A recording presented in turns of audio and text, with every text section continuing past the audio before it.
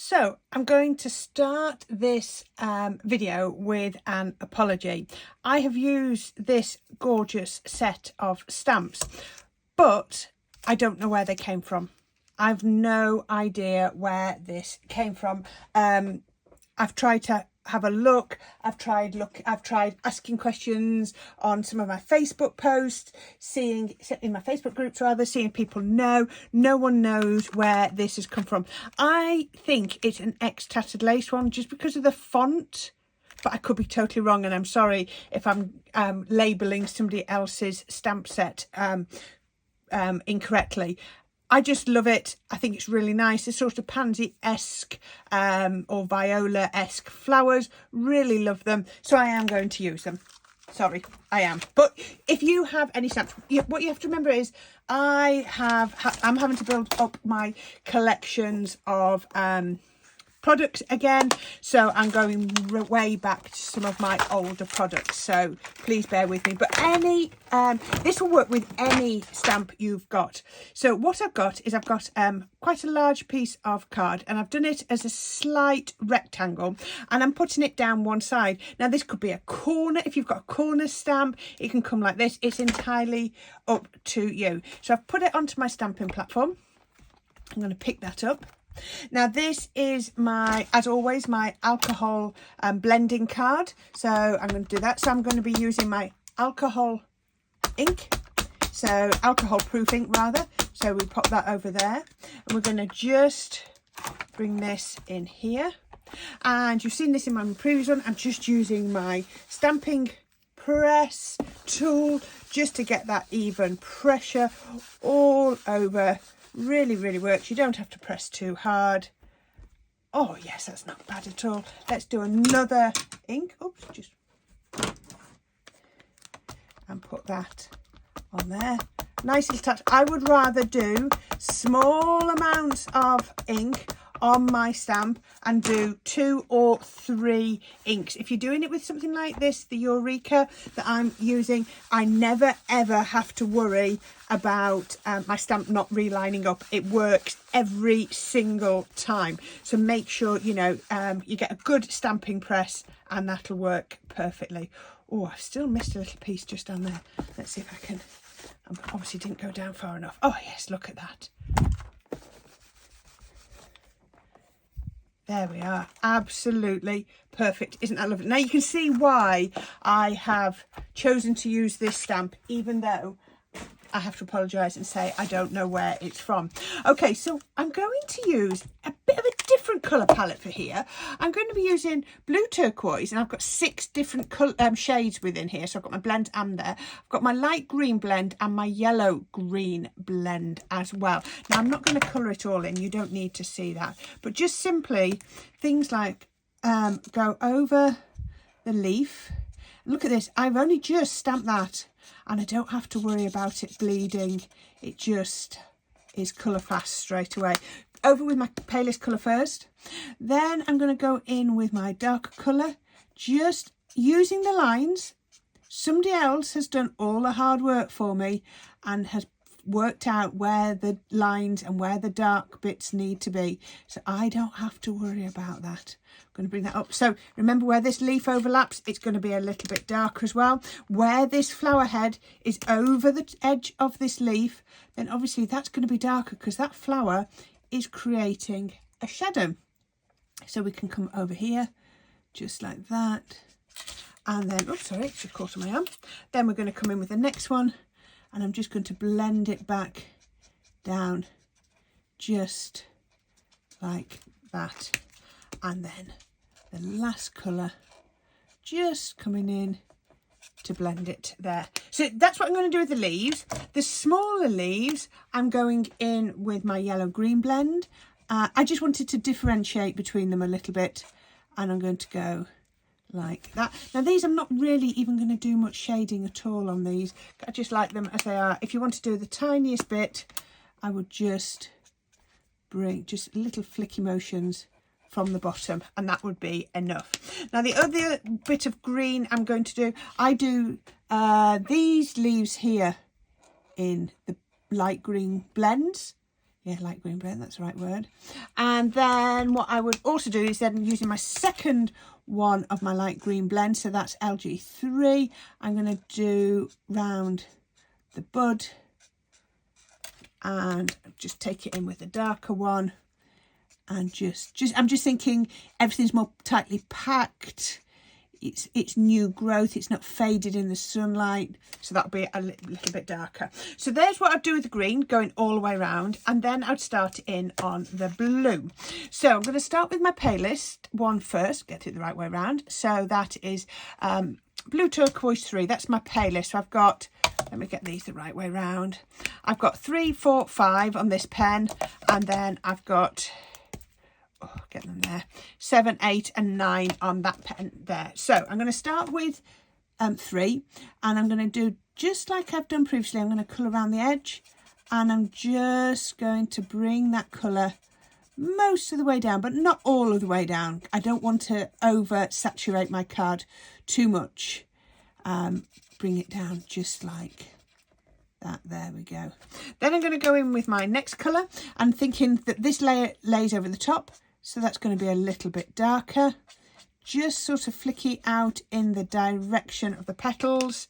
My final one of this pen, and then I can just add in those darker bits just there, and then I would come in round here, and I'm also going to bring it here where the petal rather is folded over, and that just there. Now I've got a bit of a colour belt there, so I'm just going to come back in. I'm going to drag down into there just like that, and can you see that straight away that's starting to evaporate, and I've got that feeling of curvature, haven't I? So I'm going to come in with my paler one. Remember, these are opaque, so every time you add another layer it will get a bit darker. So I didn't go right up to the tip on there, can you see? So I do that to that side. This one here, I'm going to take those as my darkest one, so I'm going to start with BT5, and I'm going to start there with BT5, and I'm just going to do that, and then I'm going to come in with BT7, and I'm just going to take it out of there. Well, I can't see much colour difference there, so let's try 9. Yeah, you see it just darkens up just there. I need a yellow, that's burnt orange. I've got a yellow. There we go, let's do a yellow. I know these are my brush pens, but it's just what's nearest. So then I might come down here with this one. So I'm starting with the 5 again, just around there. And then 7. Just here, just dragging it out, and I'd follow the same colour pattern all the way through. So let's just go onto this one and go slightly different. So we started with 3, so I'm going to start with 5 here and just come down just here. If you want to, you can be adding in white highlights. If you want, you can either leave little bits to be a natural highlight, or you can go in with a pen afterwards. It's entirely up to you. So I've done 5, so then I'm going to go in with, no, that was 4, sorry. Then I'm going to go in with 5. So you can see we're going from lighter to darker as it gets towards the middle. And then that's going to go just there all the way around. Remembering where anything overlaps, it's always going to be a bit darker. So just to add in a tiny bit of darkness, I'm just going to come round just on there.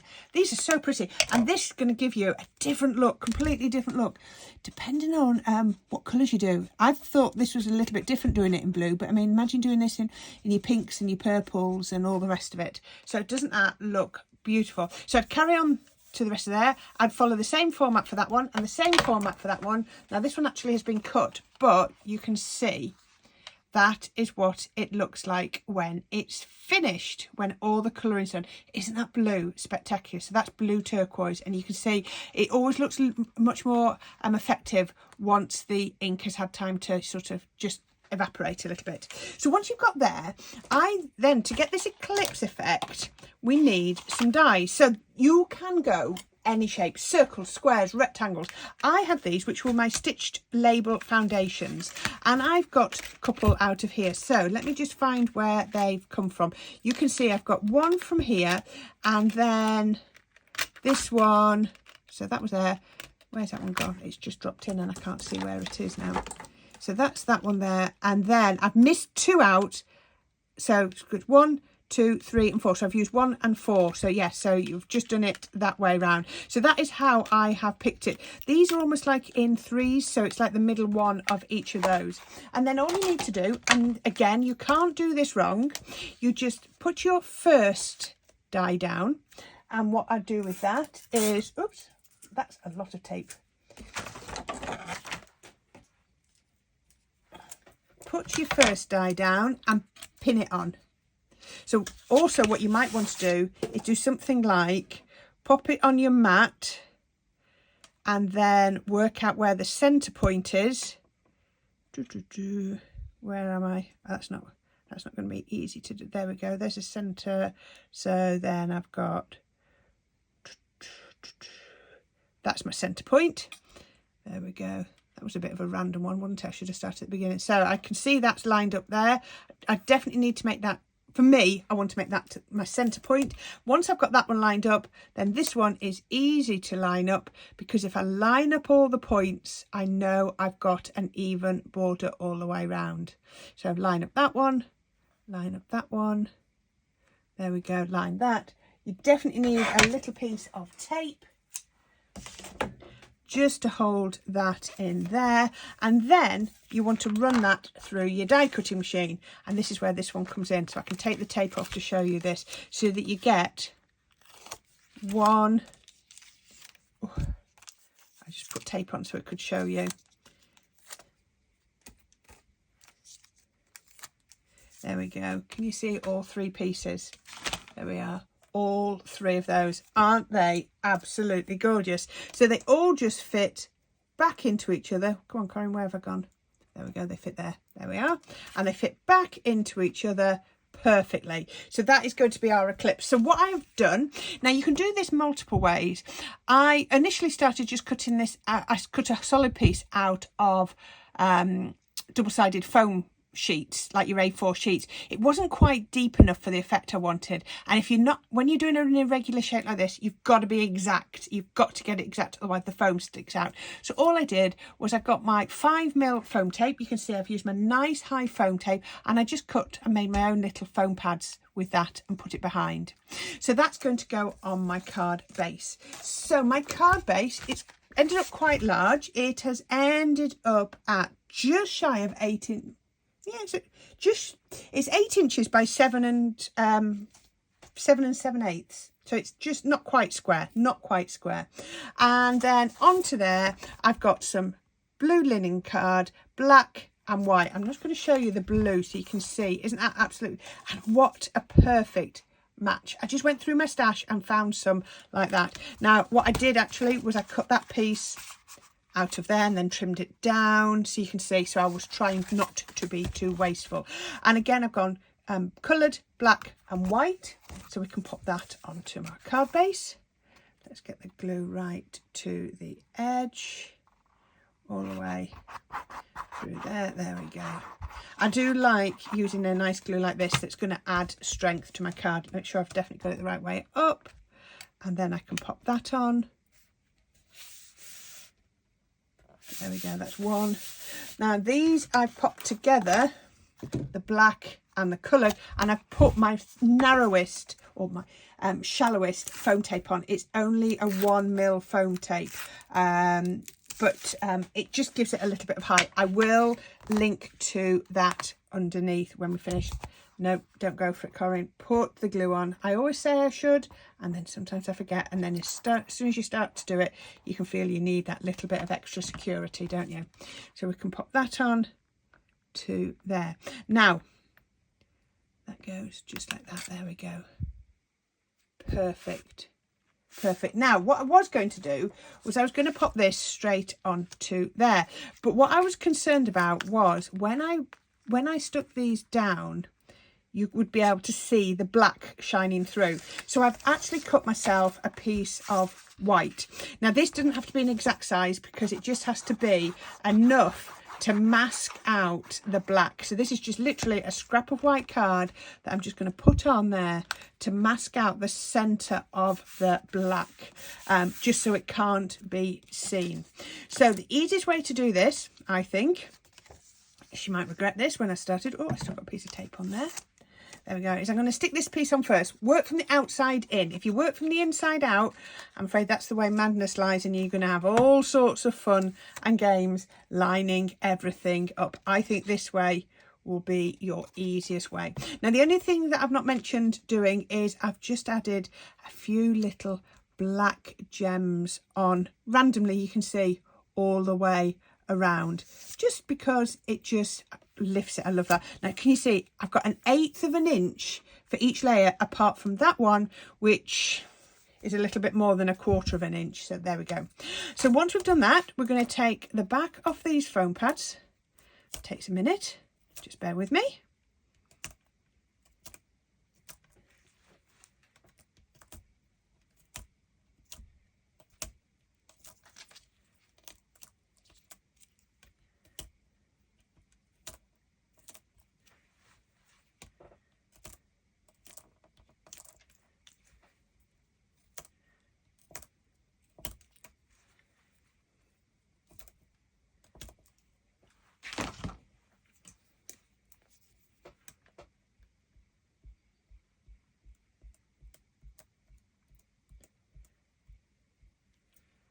And just like magic, they're off, and I'm putting a little bit of wet glue on the back of each one. You definitely need a pokey tool when you're doing something like that.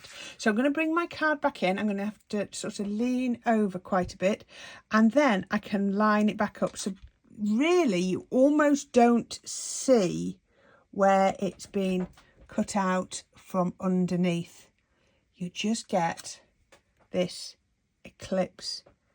I'm just going to have to lift it up a little bit so that I can see. There we go. Oh yeah, that's perfect. And then the other bit I'm going to do is a little bit of wet glue on the back of here so that I can wiggle it around, because that's going to then just fit. I'm going to drop that through there, and then I've got room just to manoeuvre that. I just want to have a look. Now can you see? I can see the white down there. That's why I wanted to block out that black, because I thought it would give a better effect. If you didn't want to put that in, you don't have to, but I just wanted to show you why I had done that. There we go, and look at that. Doesn't that look amazing? So we've still got the same picture, looking it straight down, but then when you look at there, it's giving it some height.